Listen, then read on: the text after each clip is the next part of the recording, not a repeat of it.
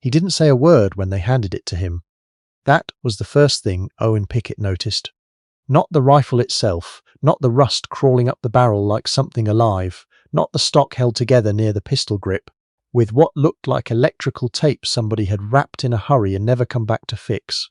What Owen noticed first was the old man's silence. The way he took the rifle from the table with both hands, turned it over once, and set it across his knees like a man holding something that needed to be understood before it could be judged.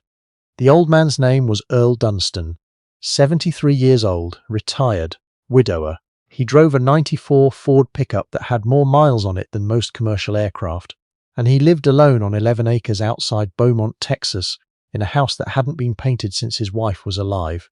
He kept a garden in the back. He kept to himself. He had a shop attached to the side of the house that he never talked about, and when the neighbours asked what he did in there all those hours, he'd say something like, "Oh, just tinkering," and change the subject. Nobody in Beaumont knew what Earl Dunston had done for 31 years before he retired. That was the way he preferred it. The rifle they gave him was a Remington 700, or it had been one once. It was the kind of rifle that gets passed around a club loaner rack until nobody wants to touch it anymore. The kind that gets pushed to the back, behind the better ones, because whoever's supposed to maintain it gave up on it 3 owners ago. The scope rings were mismatched. One was a weaver, one was a loophole, and together they held a scope so far off-centre that anybody who'd looked through it before Earl had probably blamed themselves for their own bad shooting. The trigger pull was somewhere north of 9 pounds. The barrel crown was dinged on the left side, just enough to destabilise a bullet the moment it left the muzzle, just enough that you'd never know it unless you knew what you were looking for. Earl Dunston looked at the barrel crown for a long time. "That's what we've got for loaners," said the young man who'd handed it over. His name was Cody Marsh, 26 years old, Assistant Range Coordinator for the Lone Star Precision Shooters Association's annual invitational. He had a Ticker T3X in a MDT chassis that he'd spent the better part of 4 months' salary on. He said it politely. The way you tell somebody the rental car only comes in beige. Not mean. Just certain in the way young men are certain about things they haven't had to question yet. Earl nodded once. "You got a workbench somewhere on the property?" he asked. Cody blinked. "We've got a maintenance shed. Behind the 200-yard berm. I'll need about 2 hours, Earl said, and stood up from the bench. There were 41 competitors registered for the invitational that year. Most of them had spent real money. The kind of money that makes a man stand a little straighter when he sets his case on the table, the kind that comes with a carbon fibre stock and a muzzle brake that costs more than some people's car payments. There were custom actions, hand-loaded ammunition in labelled boxes, rangefinders that talk back to you, wind meters, kestrels, the whole catalogue. These were serious men.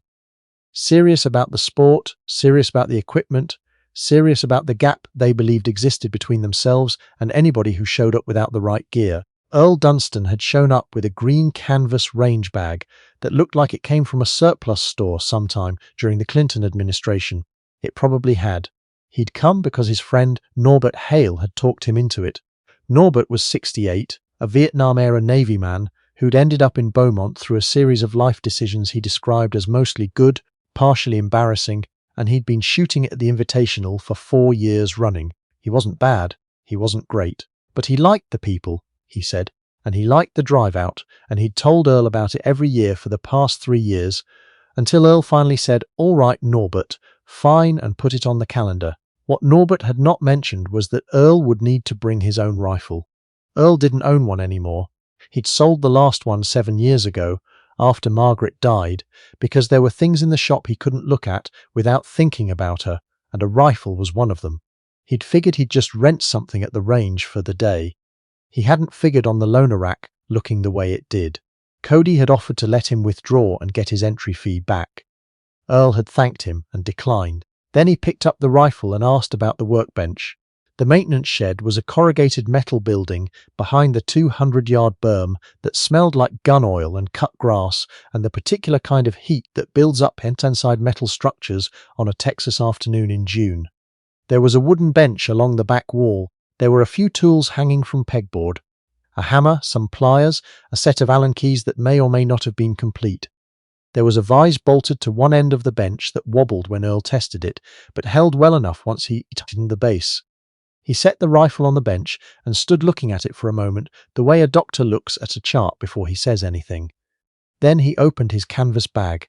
Now here's the thing about Earl Dunstan's canvas bag. From the outside, it looked like nothing. It looked like what a man throws in his truck when he's not expecting much from the day. But if you'd been standing in that maintenance shed watching him unpack it, and Norbert Hale was sitting on an overturned bucket in the corner because he knew better than to ask if he could stay, you would have seen things come out of that bag that told a different story. A set of steel detail punches arranged in a roll of worn canvas, a flat ceramic stone, fine grit, wrapped in a chamois cloth, a small bottle of high-quality solvent, a set of headspace gauges in a fitted case, a set of feeler gauges, a torque wrench, small machinist's quality, and at the bottom, wrapped in an old flannel shirt, a brass lapping tool and a small tin of valve grinding compound. Norbert had seen the bag plenty of times. He'd never seen inside it before. He didn't say anything. Earl pulled the barreled action out of the stock first. He looked at the bedding, the contact surface where the action sat inside the stock, and pressed his thumbnail into it 2 or 3 places, and made a small sound in the back of his throat. Not frustrated, more the way a man sounds when something confirms what he already suspected. The bedding was uneven. There were pressure points along the recoil lug where the action was being torqued slightly off axis every time the rifle was fired. Not much, but enough. Over 100 yards it was noise. Over 300 yards it was the difference between a group you'd frame on the wall and a group you'd throw away. He set the stock aside. He disassembled the trigger next, a factory trigger unit that had never been touched in any meaningful way. He laid the components out on a clean shop rag he'd brought in the bag, in the order they came apart, arranged so he could find them again without thinking.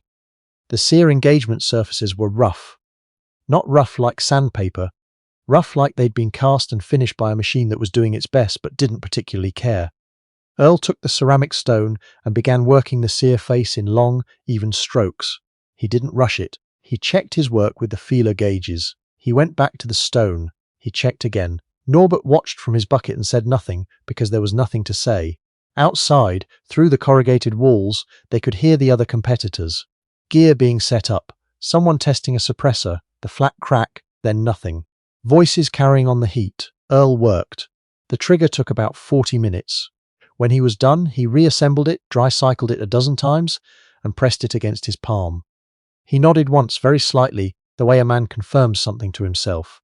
Then he turned to the barrel. The crown, the end of the muzzle, where the bullet makes its last contact with the metal, was the problem he'd spotted first. A damaged crown is a subtle thing. You can't see it really affect the bullet. You can't feel it. The gun fires, the bullet goes, and you look at your target and wonder what you did wrong, and you adjust your fundamentals, and you try again, and it's still happening. And you'll spend 200 rounds blaming yourself before it occurs to you to look at the crown. Most people never look at the crown. Earl had looked at the crown of that barrel within the first 30 seconds of holding the rifle. He clamped the action in the vise, carefully, with soft jaw pads he'd improvised from a folded piece of rubber he found on the shed floor, and used the brass lapping tool and the grinding compound to recrown the muzzle by hand. It took time. It took patience. It took the kind of attention that doesn't announce itself or explain itself. It just does the work until the work is done. Norbert watched the whole thing and felt, not for the first time in his life, that he was seeing something he didn't fully understand but recognized as significant. After the crown, Earl turned to the scope. He couldn't fix the mismatched rings, not without a proper set he didn't have, but he could true them up as well as possible, torquing each screw to a consistent spec with the small wrench, remounting the scope so its optical axis was at least honest with the bore. He bore-sighted it against the far wall of the shed, adjusting elevation and windage by hand until the reticle was in the neighborhood of where it needed to be. "You'll need to zero it on the range," Norbert said, the first thing he'd said in an hour. "I know," Earl said. He put the action back in the stock. He torqued the action screws to spec. He set the rifle on the bench, stepped back, and looked at it. It looked exactly the same as it had when he'd started. Same worn metal, same taped stock, same mismatched rings. The eye couldn't see what had been done to it. That was always the thing. With this kind of work, the eye couldn't see it. The target would see it. He put the tools back in the bag in their order. 2 hours on the dot, Norbert said, and looked at his watch. Earl picked up the rifle and the bag. "Let's go find out," he said. The 300-yard stage was the third stage of the day. By the time Earl Dunston walked to the firing line for that stage, he had shot 2 rounds to 0 on the practice range. 2 rounds, not 20, not 52, and the rifle was shooting 4 inches high at 100 yards, which he knew from experience meant it would be close to point of aim at 300 if he held correctly. He had a pocket notebook with no rangefinder data in it because he had no rangefinder, and he'd estimated the wind from the mirage off the berm and the movement of the grass at the target line, the old way, the way you learn when there's no instrument to tell you, and the answer still matters.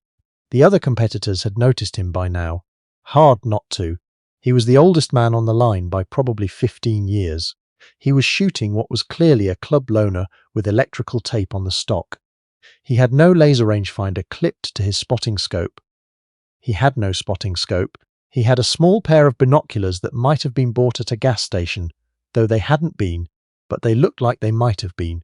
A man named Trent Cavallo, 34, shooting a custom 6mm Creedmoor on a chassis that retailed for roughly what a used pickup truck cost, watched Earl settle into position on the mat and said something quietly to the man beside him. The man beside him smiled. Earl Dunston did not notice or did not care. He'd been around men like Trent Cavallo his entire adult life. Not at shooting matches, in other places, under other conditions, where the cost of a man's equipment meant considerably less than what the man could do with it when it mattered. When there was no range to go home from, no entry fee to refund, no table to set your kestrel on, he settled the rifle into his shoulder. He breathed. He found the target in the scope, a 10-inch steel plate at 300 yards, which at this distance looked about like a dime held at arm's length. He watched the mirage.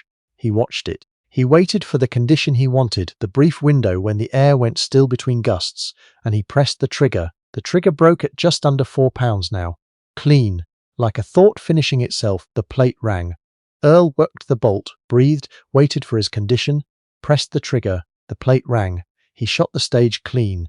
5 rounds, 5 impacts, in a time that wasn't the fastest of the day but wasn't the slowest either, from a rifle that had been written off before the morning was over. The man beside Trent Cavallo stopped smiling sometime around the 3rd round. Trent himself didn't say anything for a while. Norbert Hale would tell this story for years.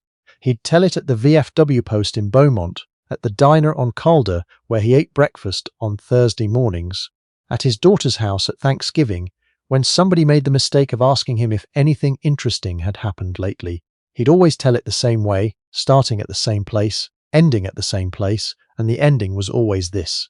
After the final stage, a young man, one of the competitors, couldn't have been more than 28, came over to where Earl was packing his bag. The young man had shot well that day, finished 3rd in his class, had a rifle that cost more than Earl's truck by a factor of 2. He stood there for a moment, like he was working out how to say something. "I watched what you did in the shed," he said. I heard you were in there. I looked through the window for a little while. I wasn't trying to."